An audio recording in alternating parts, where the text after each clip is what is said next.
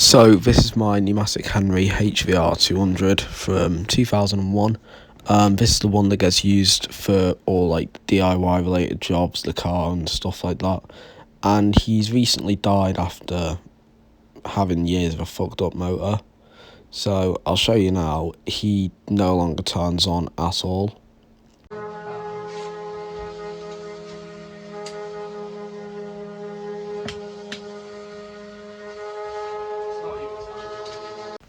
I will stitch in a clip of when he did run. This video was recorded a few days before his motor went.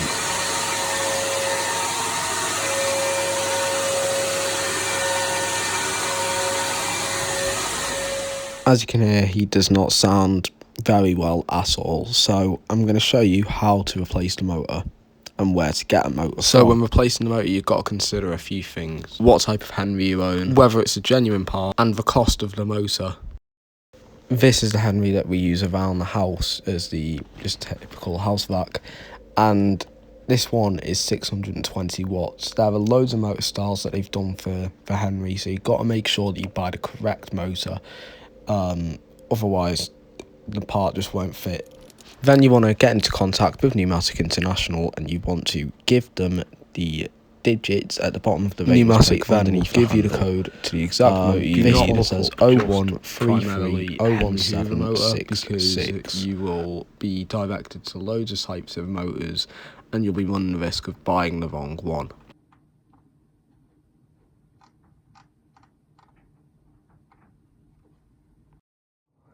This is the one that I would need. It is around 60 quid, but at least I know it's the exact motor that I'll need. So to get into the Henry, it's pretty simple. You'll need a Phillips head screwdriver and you'll probably need some pliers. I'm going to go without. You could also do some form of cleaning product just to clean it. So there's 4 screws on the bottom that you should undo.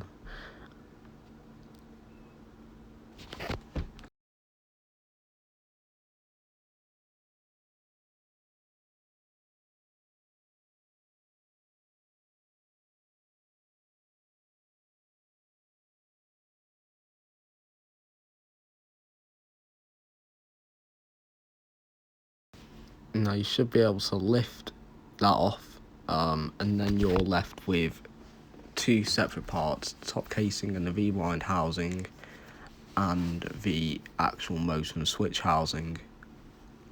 So you will not need the rewind and top casing housing, you'll just need the switch and motor housing. That's one of the wheels that help keep the cable reel to spin on, so keep that somewhere safe if you can. And here is one of the blanking plates of where the power takeoff used to be for the power brush head. Now right here, switch and motor housing, you will have 3 screws. So you will have to undo these 3 screws to get into the motor, which is pretty easy. It's sort of in like a triangular pattern, so take that off. That is the blanking thing for the, not blanking thing, but like a dust cover for the spade connectors on the switch.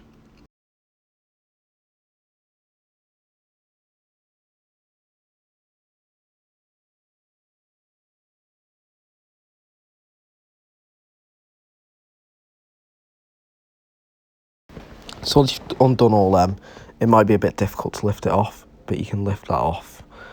Both wires should come off as well. If they don't, it will be easy to pull off. And that is your motor. So as you can see, this motor has definitely seen better days.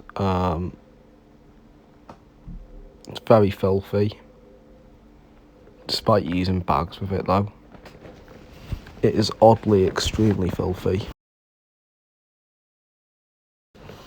So I'll put that off to the side there and I will grab my brand new motor and show you it now. So right here is the brand new motor that will be going into the Henry. It's a bit different. The thing's got a plastic casing compared to the old UDS motors metal casing, but it is a direct fit. So right here.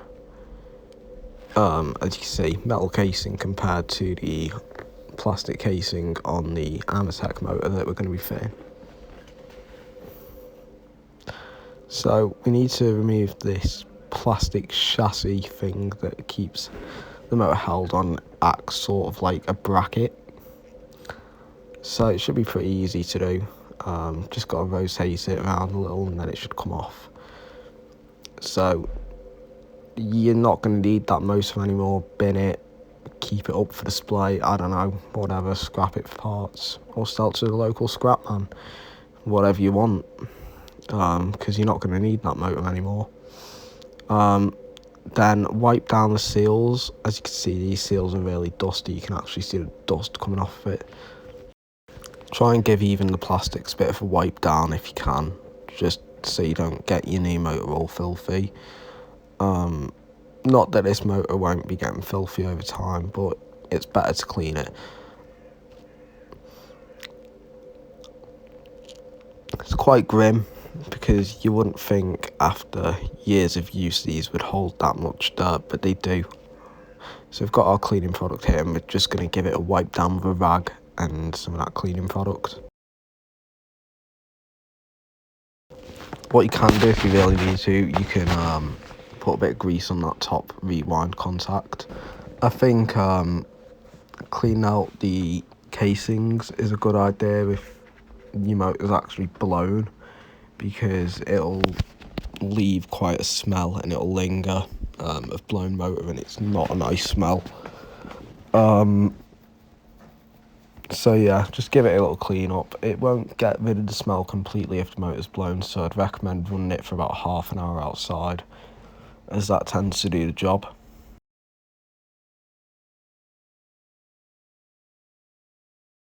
So now fitting the motor. So you can fit your old seal in after wiping it down, fit the bracket around the top. That should just slide right in. Making sure it's fitted in that exact way, otherwise it won't fit. Add the 2 shoes that will fit into the actual casing, and then that should all seal quite well. Now, when you're fitting the motor, clip in the 2 white wires to the spade clips on either side of the motor, and then it should just fit in. Make sure the 2 rubber shoes are aligned with the casing. You should see 2 little square cutouts on each side. Then make sure you put the bottom seal on. Make sure that's on nice and tightly. Also make sure to do up the 3 screws for the motor housing, and yeah, it should fit quite nicely. Then put your spinny thing that the cable sits on and the blanking plate where the PTO would have been. Then you put your rewind and the top casing on with the cable guide fitted. Then you just do up your 4 bottom screws.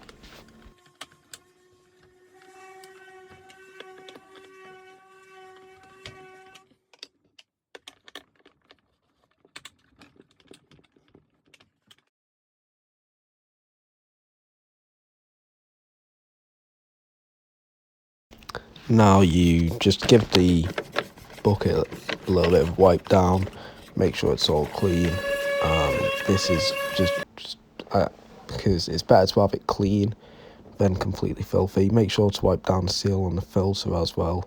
Fit yourself a nice new bag, and then put the filter in. Put the motor unit on top. Now let's see if it runs.